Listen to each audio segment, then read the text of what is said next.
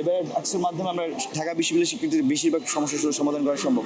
তারপর তো অন্যতম হচ্ছে যে এখানকার যে ইন্টারনেট সেবা সেটা খুবই দুর্বল। আমাকে যদি শিক্ষার্থীরা তাদের প্রতি হিসেবে নির্বাচন করে সেক্ষেত্রে তা আমরা মনে করি যে এইসব কালা এগুলো দেওয়া যাবে না।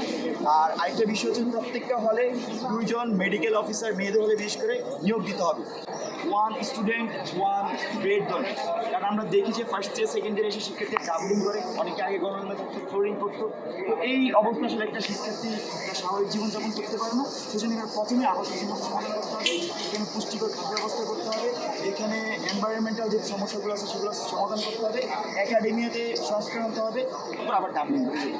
হ্যাঁ, তো নারীদের জন্য আমরা দেখেছি যে নারীদের সংখ্যা যত তার চেয়ে তাদের হলের সংখ্যা খুবই কম এবং তাদের অ্যাকোমোডেশন সংখ্যা কম।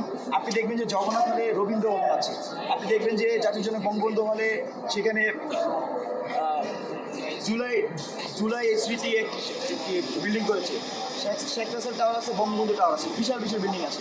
এখানে কার জন্য একটা 20তলা 22তলা বিল্ডিং উঠানো হয়েছে। আমরা মনে করি যে ক্যাম্পাসে এরকম 5টা বিল্ডিং যদি আবাসন করা হয়, ঢাকা বিশ্ববিদ্যালয়ের না শুধু বাংলাদেশের অর্ধেক সমস্যার সমাধান হয়ে যাবে। কারণ এই ঢাকা বিশ্ববিদ্যালয়ের সিটগুলার ব্যবহার করে আমরা দেখি রাজনৈতিকভাবে শিক্ষার্থীদের ব্যবহার করে কীভাবে আওয়ামী লীগ দীর্ঘদিন ক্ষমতায় ছিল। এখানে ছাত্রলীগ যেদিন ঢাকা বিশ্ববিদ্যালয়ে ছাত্রলীগের বিরুদ্ধে অভ্যুত্থান হয়েছিল 15, 16 এবং 17 জুলাই, তারপরে কিন্তু আওয়ামী লীগের বাংলাদেশে টিকতে পারে না ইজিলি।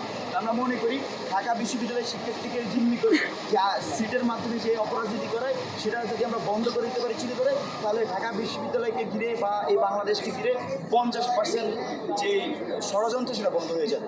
আর আমরা এবারে ডাকসু 24-এর পরবর্তী ডাকসুতে সেই বিষয়গুলোই আমরা ইনশাআল্লাহ বাস্তবায়ন করবো। ধন্যবাদ। আর আরেকটি বিষয় হচ্ছে আমাদের নারী শিক্ষার্থী বেশ কয়েকটা বিষয় আছে যেটা দীর্ঘদিন সলভ হয় না। তার মধ্যে অন্যতম একটা সমস্যা হচ্ছে তাদের হলে প্রবেশের যে বিষয়টি। আমরা মনে করি যে রাত 11টা পর্যন্ত জেনারেলি সবাইকে প্রবেশ করতে দেওয়া উচিত, এর বাইরে গেট পাস 12টা পর্যন্ত করা উচিত। এরপরও যদি ইমার্জেন্সি কোনো বিষয় থাকে সেক্ষেত্রে বিশ্ববিদ্যালয় প্রশাসন তাদেরকে প্রয়োজন সাপেক্ষ অনুমতি দেওয়া উচিত। আর আরেকটি বিষয়ে আপনারা দেখবেন যে লাস্ট আমার একজন বান্ধবী, আমার সহপাঠী, তিনি বঙ্গমাতা ফজিলাতুন্নেসা হলে তিনি হচ্ছে যে সেখানে অসুস্থ হয়ে মারা যান। এবং আপনারা জানেন কিনা যে বিল্ডিংগুলো থাকা হলে সেখানে কিন্তু গেটে তালা মেরে দেওয়া হয়। একটা ইমার্জেন্সি সিচুয়েশন আগুন লাগলে যে বের হবে না এরকম সিচুয়েশন। তো আমরা মনে করি যে এইসব তালা এগুলো দেওয়া যাবে না। আর আরেকটা বিষয় হচ্ছে প্রত্যেকটা হলে 2 জন মেডিকেল অফিসার মেয়েদের হলে বিশেষ করে নিয়োগ দিতে হবে। এবং আমাদেরকে যদি এবারে যারা আমাদের ভোটার আছেন তারা যদি আমাদেরকে নির্বাচিত করেন, আমরা অবশ্যই তাদের জন্য এই বিষয়টা নিশ্চিত করব।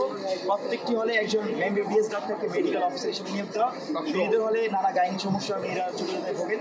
আমরা আশা করি যে এই ভোটের মধ্যে দিয়ে গেলে ঢাকা বিশ্ববিদ্যালয়ের শিক্ষার্থীরা তাদের যে স্বাস্থ্যগত সমস্যা সেটা সমাধান আসবে। আর পাশাপাশি আমাদের অন্য ইশতেহারের বা আমরা যেসব কথা বলছি করবো, তার মধ্যে অন্যতম একটি বিষয় হচ্ছে যে আমার জীবনের একদম ঢাকা বিশ্ববিদ্যালয়ে যে আয়োজন করি প্রোগ্রাম, রাজনৈতিক প্রোগ্রাম, তার মধ্যে একটা আন্দোলন ছিল যে ক্যাফেটেরিয়া আন্দোলন। কার্জন এবং মোকাররমে, আমি যেহেতু এই এলাকার শিক্ষার্থী, তো কার্জনে মোকাররমে কোনো ক্যান্টিন ব্যবস্থা নেই এবং কার্জনে কোনো ক্যাফেটেরিয়া এরকম স্পেস নাই যেখানে ছেলেমেয়েরা বসে খাওয়া দাওয়া করতে আড্ডা দিবে। আড্ডার কোনো কমন স্পেস নেই এবং আড্ডার কমন স্পেস না থাকার কারণে আসলে একজনের মতামত আরেকজন শোনা বা এই আড্ডার জায়গার মধ্যে দিয়ে নিজস্ব মুক্তিচিন্তা গড়ে ওঠা সেটার ব্যবস্থা কিন্তু এই এলাকাটাতে কম। সেটাকেই নিয়ে মূলত আমি আমার প্রোগ্রাম প্ল্যানিং সাজিয়েছিলাম। তো আমি এই কার্জনের শিক্ষার্থী মোকাররম মোকায়ের শিক্ষার্থীদের একটা বড় প্রমুখ হচ্ছে এখানে ক্যান্টিন ফ্যাক্টরির অভাব আছে।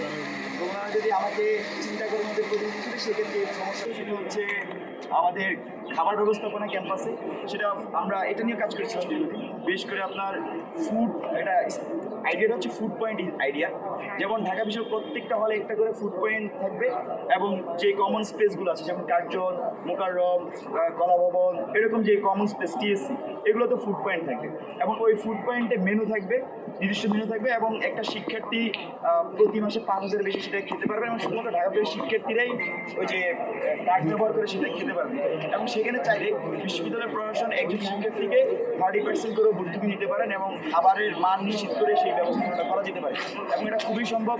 মাত্র 1 মাসের মধ্যে চাইলে, আমরা যদি সেই অথরিটি পাই, মাত্র 1 মাসের মধ্যে চাইলে এই উদ্যোগটা নিয়ে বাস্তবায়ন করা সম্ভব। বাংলাদেশের যথেষ্ট কর্পোরেট হাউস আছেন, বাংলাদেশের যথেষ্ট কোম্পানি যারা এইসব কাজ এইসব জিনিস করতে চান।